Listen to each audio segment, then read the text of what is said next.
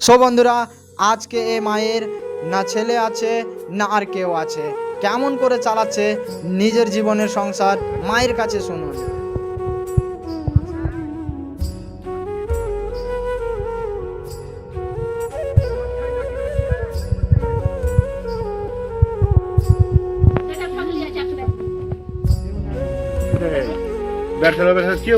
এটা আপনার মেয়ে, এটা আপনার মেয়ে, আপনার বেটা নেখো। হ্যাঁ, তো খাওয়া দাওয়ার জন্য চাল ডাল কিছু আছে? কিছু নেখো। হ্যাঁ, যেমন কন্ট্রোলে যা পাইছে ওইটুকুনি, বাকি কিছু না।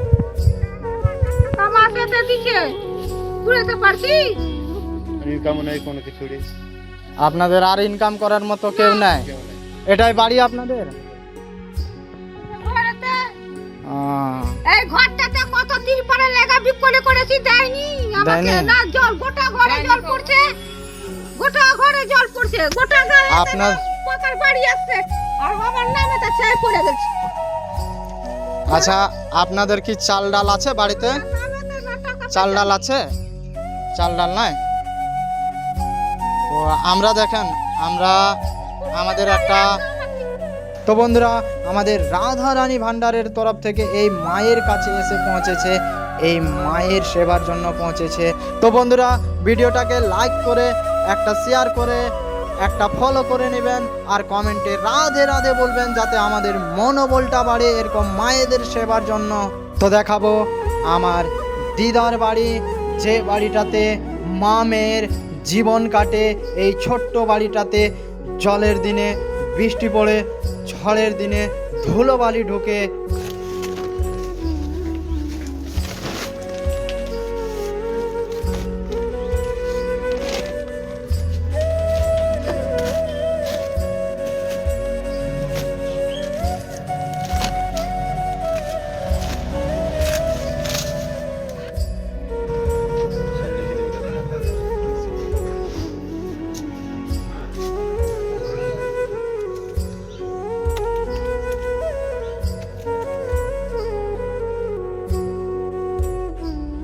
তো বন্ধুরা দেখতে পাচ্ছেন, এই মাটার কেউ নেই, ছেলে নেই। হ্যাঁ, একটা মেয়ে আছে। হ্যাঁ, মেয়েটাও আবার মানে একটু মাইন্ড কম। হ্যাঁ, তো খুবই কম, এই দাদারা বলতে পারবে। খুবই কম, মানে কিছুই পারে না করতে। আমি এনার কিছু ভালো মন্দ বললেও উল্টো পারবো, মানে বেন তো নাই। কিছু এনাদের বাড়িতে কেউ খাটার মতো কেউ নাই।